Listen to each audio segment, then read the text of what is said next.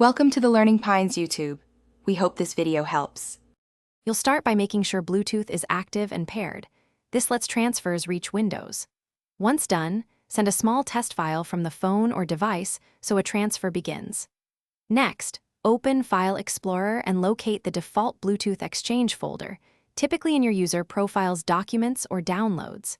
You do this now because Windows stores received files in that folder by default. Knowing the exact path prevents hunting later. Keep the folder visible for the next steps.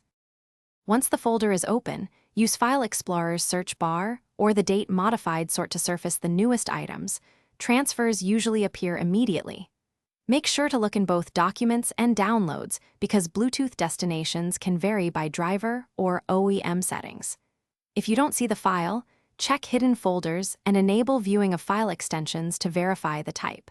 When you find it, right-click to open with the correct app or drag it to a permanent location.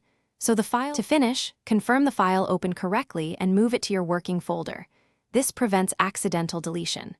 If files don't appear, open the Receive a File wizard from the Bluetooth icon in the Action Center, because sometimes Windows requires that prompt to accept incoming transfers. Also, restart the Bluetooth support service or update drivers in Device Manager if transfers repeatedly fail. Finally, repair the sending device and retry. Doing these steps resolves most connection and file path issues quickly. Thanks for watching.